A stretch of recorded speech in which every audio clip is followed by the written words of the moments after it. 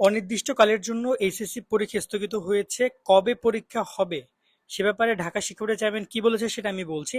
অনির্দিষ্টকাল বলতে অনেকে বুঝতেছে মনে হয় যে আর পরীক্ষা হবে না, কিন্তু না, পরীক্ষা তারা নিবে। তারা কি বলছে সেটা একটু বোঝো। আমি একটু ডেলি ক্যাম্পাসে এবং বিভিন্ন জায়গায় সংবাদপত্রগুলো দেখে আসলাম। সেখানে আমরা যে ব্যাপারটা শুনতে পেয়েছি, তারা বলছে যে অনির্দিষ্টকালের জন্য এইচএসসি পরীক্ষা তারা স্থগিত করছে। তার কারণ হিসেবে তারা বলছে এই যে গত সহিংসতা হয়েছে, বিভিন্ন থানায় আগুন দেওয়া হয়েছে, প্রায় 400 থেকে 500 থানায় আগুন দেওয়া হয়েছে। সবগুলো থানায় ওভারঅল এখানে কোশ্চেন পেপার ছিল।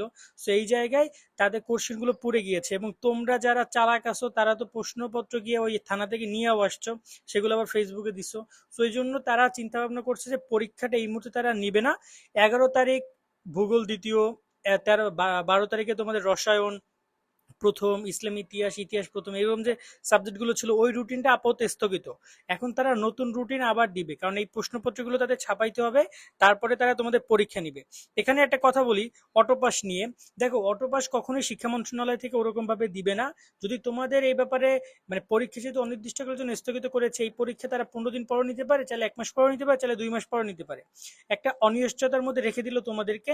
সেই জায়গায় যদি তোমাদের এখানে অটোপাসের বিষয়টি তোমরা চাও, সেক্ষেত্রে তোমাদেরকে এটা আদায় করে নিতে হবে। তোমাদেরকে, তোমরা এটা নিয়ে বেশি করে কথা বলো, তোমরা এটা আদায় করে নিতে পারো। মানে এমন না যে তোমাদেরকে সেদে দিয়ে দিবে, বাট তোমাদেরকে এটা আদায় করে নিতে হবে যে আমাদেরকে যে সাবজেক্টগুলো আছে এগুলো এসএসসির মাধ্যমে মূল্যায়ন করা হোক। আমরা পরীক্ষা বসতে চাই না, আমাদের সেই অবস্থা নাই, আমরা সরাসরি ইউনিভার্সিটি অ্যাডমিশনের দিকে আগাতে চাই। সেই একটা ব্যাপার। কারণ এখানে দেখা যাচ্ছে যে তারা বলছে যে পরীক্ষা প্রশ্ন ছাপানো হবে, আবার হচ্ছে যে এখানে শিক্ষা মন্ত্রণালয় অনেক বড় একটা রদবদল হচ্ছে। সেগুলো সব চিন্তা ভাবনা করে তারা পরীক্ষাটা স্থগিত রাখছে।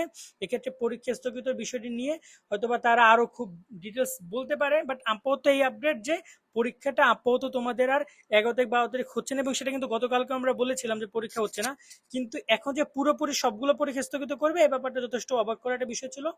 যাক, এখন তারা যেহেতু পরীক্ষাটা পিছিয়ে নিচ্ছে, সেই জায়গায় আমার মনে হয় পরীক্ষাটা পিছিয়ে না নিয়ে পরীক্ষাটা বাদ দেওয়াই উচিত। এক্ষেত্রে অনেকের সুবিধা হইতে পারে, অনেকের অসুবিধা হইতে পারে, কিন্তু সময়গুলো অনেক চলে যাচ্ছে শিক্ষার্থীদের, সে বিষয়টা মাথায় রাখতে হবে। তারপরও নতুন যে আপডেট আছে আমরা তোমাদেরকে জানাবো। সর্বশেষ আমার মনে হয় যে তোমরা এই ব্যাপারে নিয়ে কথা বলো। তোমরা ম্যাচিউর হয়েছো, তোমরা একটা বড় একটা আন্দোলন করেছো, অনেক শিক্ষার্থী আহত হয়েছে, অনেকে জেলে ছিল, অনেকে বাড়িঘর ধ্বংস হয়েছে, নানানভাবে নির্যাতিত হয়েছে। তোমরা বোঝো কোন জায়গায় কোনটা কথা বলা দরকার। তো তোমাদেরকে শিখিয়ে দেওয়ার মতো কেউ নাই, বা শিখে দিলেও তোমরা হবে না।